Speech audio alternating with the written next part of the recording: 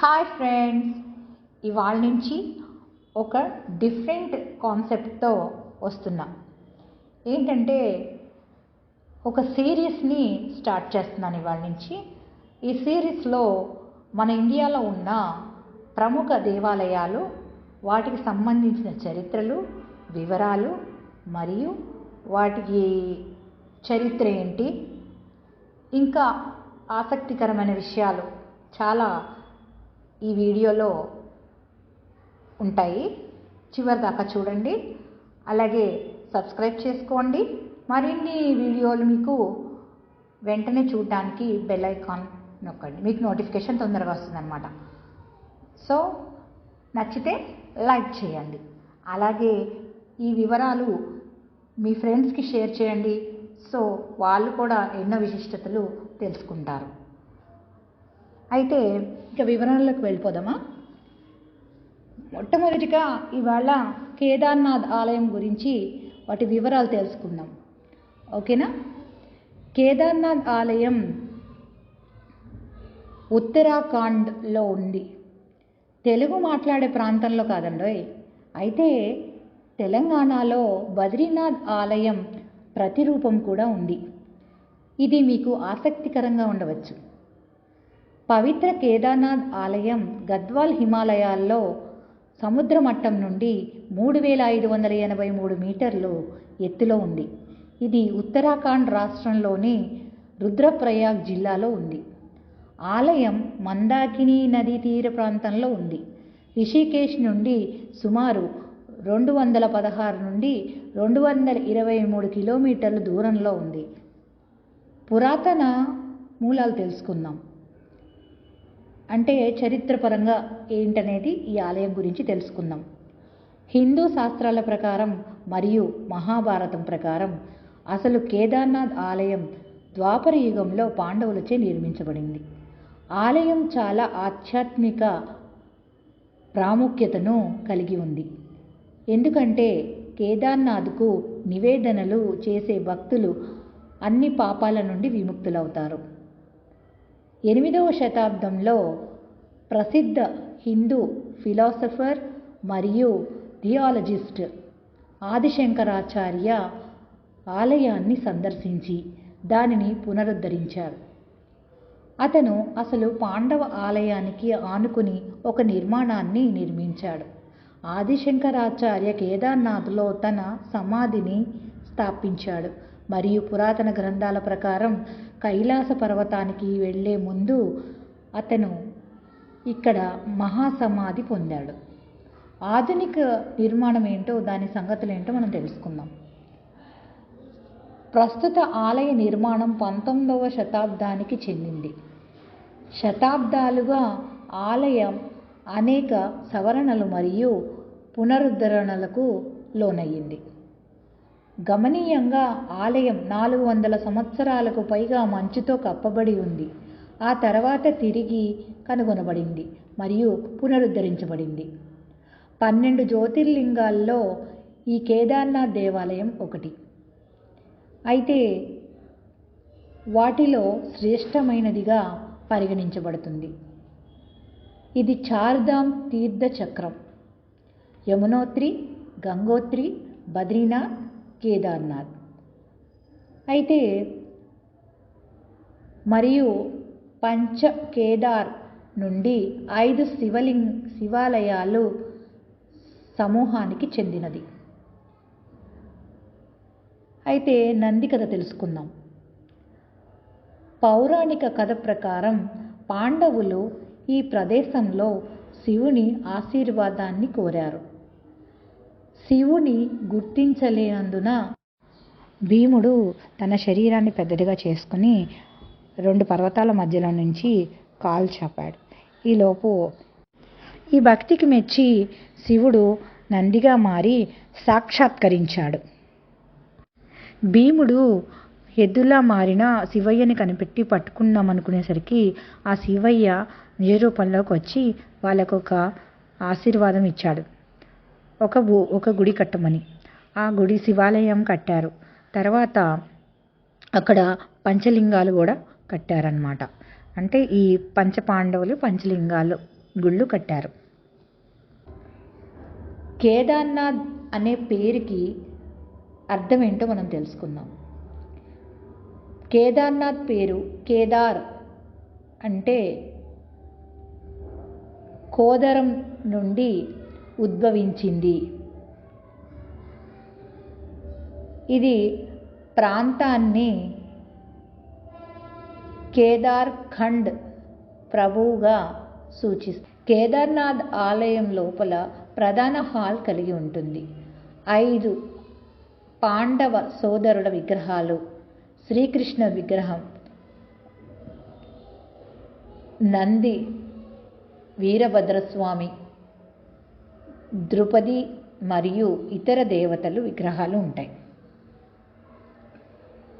నైరుతి కాలానికి సంబంధించిన ఆలయ మూసివేత.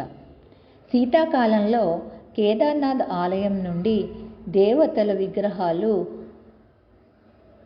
ఉఖీముట్కు తీసుకువెళ్ళబడతాయి మరియు 6 నెలల పాటు అక్కడ పూజ్యం అందుకుంటూ ఉంటాయి. అంటే అక్కడ పూజిస్తారనమాట వాటిని తీసుకెళ్ళి. ఎందుకంటే భారీ మంచు పడటం వలన మరియు కఠిన వాతావరణ కారణంగా ఆలయం ప్రవేశయోగ్యం కాకుండా ఉంటుంది. సరే, మన ప్రయాణం కొనసాగిద్దాం. ఇప్పుడు మనం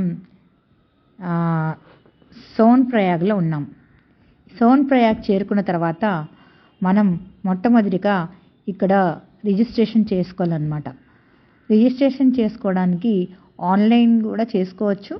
అక్కడ ఆన్లైన్లో మనం రిజిస్ట్రేషన్ చేసుకోలేని వాళ్ళు ఇక్కడ మన ఆధార్ కార్డు ఇచ్చి రిజిస్ట్రేషన్ చేసుకోవాలన్నమాట. రిజిస్ట్రేషన్ కంప్లీట్ అయిన తర్వాత మనం ప్రయాణాన్ని కొనసాగిస్తున్నాం. అలా మనం వెళ్తున్నప్పుడు సోన్ప్రయాగ్లో కూడా మనకి చాలా రెస్టారెంట్లు అంటే హోటల్స్ అవి ఉంటాయి. అక్కడ కూడా ఉండటానికి కాటేజెస్ అవి ఉంటాయి కూడా. ఇక్కడ కొంచెం తక్కువ కాస్ట్. అంటే ఇక్కడి నుంచి మనం వెళ్ళాలంటే ఎక్కువ దూరం అన్నమాట. మనము గౌరీకుండ్లో స్టే చేసి అక్కడి నుంచి మనం తొందరగా వెళ్ళిపోవచ్చు. ఇక్కడి నుంచి అయితే మార్నింగ్ బయలుదేరితే కానీ వెళ్ళలేము ఈవినింగ్ వరకు. అక్కడైతే ఎర్లీ మార్నింగ్ బయలుదేరితే ఆఫ్టర్నూన్ కల్లా వెళ్ళిపోవచ్చు అన్నమాట. అలాగా స్టార్ట్ అవ్వచ్చు తొందరగా బయలుదేరిపోయి వెళ్ళిపోవాలి అక్కడికి. అలా గౌరీకుండ్లో హోటల్స్ కొంచెం కాస్ట్లీ ఉండొచ్చు. సోన్ప్రయాగ్ నుంచి గౌరీకుండ్కి 50 రూపాయలు తీసుకుంటారు అక్కడ ట్యాక్సీ. ఓకే, అక్కడి నుంచి మనం అక్కడ కూడా హోటల్స్ అవి ఉంటాయి.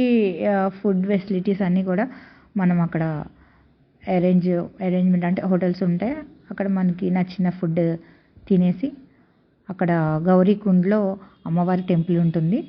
అక్కడ అమ్మవారి టెంపుల్ దర్శనం చేసేసుకొని అక్కడ దర్శనానంతరం మనం బయలుదేరి అక్కడే పక్కనే ఉన్న గౌరీకుండ్లో మనం స్నానాధికాలు పూర్తి చేసుకొని ఎర్లీ మార్నింగ్ బయలుదేరి మనం పాదయాత్ర అంటే నడకదారిలో కేదార్నాథ్ ఆలయం చేరుకోవటానికి ప్రయాణం మొదలు పెడదాం. వెళ్ళే దారిలో మనకి ఇన్స్ట్రక్షన్స్ రాసుంటాయి అన్నమాట. ఆ ఇన్స్ట్రక్షన్స్ చదువుకుంటూ ముందుకు వెళ్ళొచ్చు. అక్కడే మనకి ఏమన్నా అంటే వాటర్ కావాలన్నా ఫుడ్ కావాలన్నా మధ్యలో మనకి ఉంటాయన్నమాట. అలాగే వాష్రూమ్స్ కూడా ఉంటాయి. అక్కడ ఎక్కడెక్కడ ఉన్నాయో ఇన్స్ట్రక్షన్స్ ఉంటాయి, చదువుకుంటూ మనం ముందుకు వెళ్ళిపోవటమే. వెళ్ళే దారిలో ఏదన్నా అస్వస్థత కానీ హెల్త్ ఇష్యూస్ ఏమైనా వచ్చినా కూడా అక్కడ ఎక్కడికక్కడ మనకి హెల్త్ క్యాంప్స్ కూడా ఉంటాయి.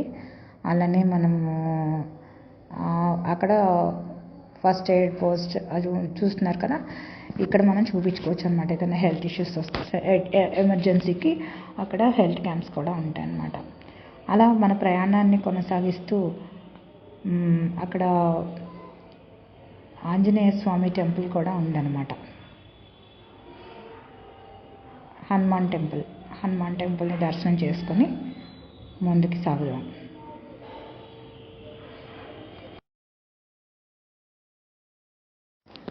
ఇక్కడ నుంచి మనం ముందుకు వెళ్తూ ఉంటే మనకి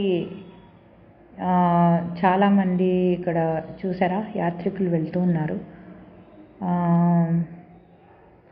అలానే మనకి ఇక్కడికి వచ్చేసరికి గుర్రాలు ఇవన్నీ డోలి చూసారా, మనుషుల్ని అలా అంటే నడుస్తూ వాళ్ళని ఎత్తుకొని వెళ్తున్నారు.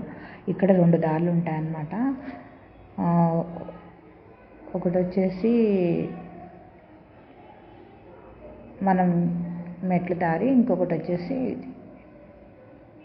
డైరెక్ట్ మనం అటు వెళ్ళడానికి ఒకటి రూట్ వేశారు. అంటే ఇంతకుముందు ఇది ఫ్లడ్స్ వచ్చాయి కదా, అప్పుడు ఇరిగిపోయిందనమాట. మళ్ళీ దాన్ని బాగు చేస్తున్నారు. ఈ ఇంకో దారిలో నుంచి మనం వెళ్తున్నాము. ఈ దారి ప్రజెంట్ వేరేది మూసేశారు. ఇది మాత్రం ప్రజెంట్ రన్నింగ్లో ఉందన్నమాట. దీంట్లోనే మనం వెళ్తున్నాం. ఇంకా మనం ఇంకొంచెం సేపట్లో చేరుకోబోతున్నాం. ఆ మహాశివుని దర్శనం చేసుకుని ఆ ఆనంద పరవశంలో పదండి, మరి వెళ్దామా ఇంకా ముందుకి? అందరూ చెప్పండి, హర హర మహాదేవ్ శంభో శంకర, హర హర మహాదేవ్ శంభో శంకర. ఇక్కడ నినాదాలు కూడా అందరూ ఇలానే శివుణ్ణి తలుచుకుంటూ ఆ పరవశంలో ముందుకు సాగుతూ అలసట అనేదే లేకుండా ఆ శివుని దర్శించుకోవాలని ఆతృతతో ముందుకు వెళుతూ ఉంటారు. కాబట్టి ఇన్ని కిలోమీటర్లు మనం నడిచామనేది కూడా మనకి తెలియదు అన్నమాట. కానీ చాలా బాగుంటుంది ఈ ట్రావెలింగ్ అయితే, అసలు అమేజింగ్ చెప్పాలంటే. అది మొత్తం కొండల ప్రాంతం కాబట్టి అది ఇక్కడ తప్ప ఇంకెక్కడ ఉండదు కూడా ఇలాంటి వాతావరణం. అంటే చాలా చోట్ల చాలా రకాలుగా ఉంటుంది. బట్ కేదార్నాథ్ ట్రావెలింగ్లో కేదార్నాథ్ యాత్రలో మాత్రం చాలా అమేజింగ్ అన్నమాట. అక్కడ ఆచార వ్యవహారాలు అన్నీ కూడా డిఫరెంట్గా ఉంటాయి అసలు. మన అది కనిపిస్తుంది కదా, కేదార్నాథ్ టెంపుల్ ఎంటర్ అయిపోయాము. ఇక్కడికి వచ్చేసరికి చాలా ఇక్కడ ఏరోప్లేన్లో కూడా, హెలికాప్టర్లో కూడా ఇక్కడ ట్రావెలర్స్ వస్తూ ఉంటారనమాట.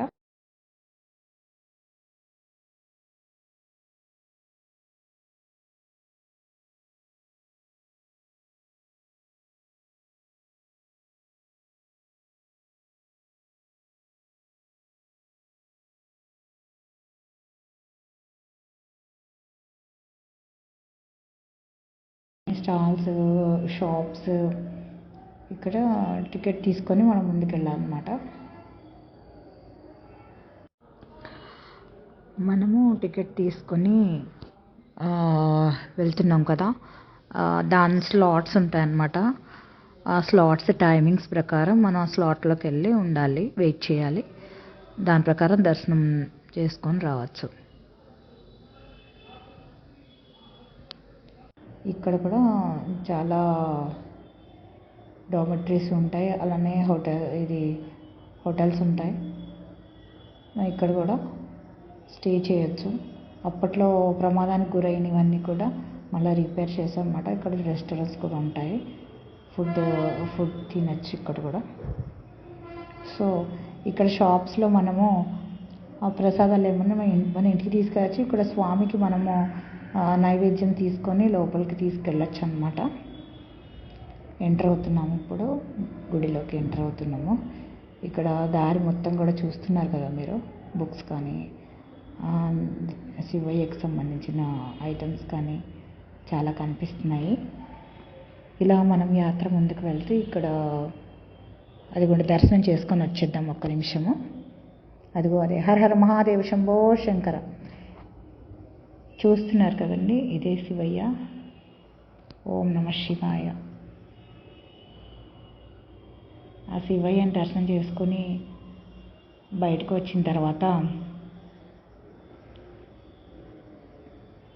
మనం ఇంకొంచెం ముందుకు వెళ్ళాలనుకున్న వాళ్ళు కూడా వెళ్ళచ్చు. ఈ దర్శనం అయిపోయిన తర్వాత రిటర్న్ వెళ్ళిపోవాలనుకున్న వాళ్ళు కూడా వెళ్ళిపోవచ్చు. ఇక్కడ ఈశానేశ్వర టెంపుల్ కూడా ఉంది, అది కూడా మనం దర్శనం చేసుకున్నాం.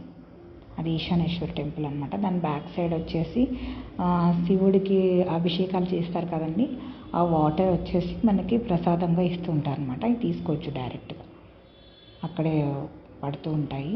Back side Ishaneshwara temple back side అది తీసుకొని మనం తీసుకెళ్ళచ్చు ఇంటికి. చాలా పవిత్ర జలం అని అక్కడ అందరూ నమ్ముతారు. ఇలాగే మన ప్రయాణం కొనసాగిస్తూ ముందుకి వెళ్ళచ్చు. ఇక్కడే మనం ఇంకొంచెం ముందుకు వెళితే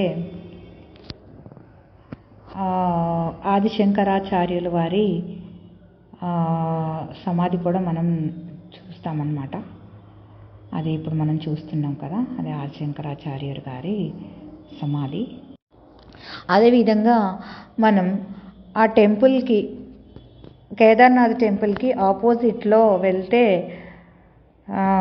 ఆ వంతెన దాటి వెళ్ళంగానే మనకి సీతారాం టెంపుల్ వస్తుంది. సీతారాం టెంపుల్కి మనం ఒకసారి వెళ్ళి చూసి వద్దాం. ఇది సీతారాం టెంపుల్. ఇక్కడ దర్శనం చేసేసుకొని కొంచెం ముందుకి వెళ్తే, అంటే వెళ్ళాలనుకుని వెళ్ళచ్చు. ఇది మోడీ గృహ అంట. మోదీ గారు ఇక్కడే ధ్యానం చేసేవారని అంటారు. అక్కడి నుంచి ఇంకొంచెం ముందుకు వెళ్తే వాసుకి థాలి అనే ఒక సరస్సు ఉంది. అక్కడి నుంచే సరస్సు అంటారు కదా, మనం ఫ్లడ్స్ వచ్చింది అక్కడి నుంచి అనమాట. కానీ చాలా బాగుంటుంది. అక్కడి నుంచి మనము మళ్ళీ టెంపుల్కి వచ్చేయచ్చు, టెంపుల్ దారిలోకి. సో ఎలా ఉంది ఫ్రెండ్స్, మీకు అందరికీ ఈ యాత్ర నచ్చినట్లయితే ప్లీజ్ లైక్ చేయండి, షేర్ చేయండి, అలాగే సబ్స్క్రైబ్ చేసుకోవటం మర్చిపోకండి. ఇలాంటి మరిన్ని టెంపుల్స్ మీ ముందుకు తీసుకొస్తాను. Thank you so much. అలానే దీని వివరాలు, రూట్స్, హైదరాబాద్ నుంచి ఎలా ఏంటి ఫ్లైట్లో ఏ ఫ్లైట్స్ వెళ్ళొచ్చు అనేది మీకు లాస్ట్లో వివరాలు కూడా పెడతాను, అది చూడండి. మీకు బాగా నచ్చిందని నేను అనుకుంటున్నాను. సో ప్లీజ్ సబ్స్క్రైబ్ చేసుకోండి, అలాగే మీ ఫ్రెండ్స్కి షేర్ చేయండి. ఈశ్వరుని ఆశీస్సులు ఎల్లప్పుడూ మీ అందరి మీద ఉండాలి, హ్యాపీగా సంతోషంగా ఉండాలని కోరుకుంటున్నాను.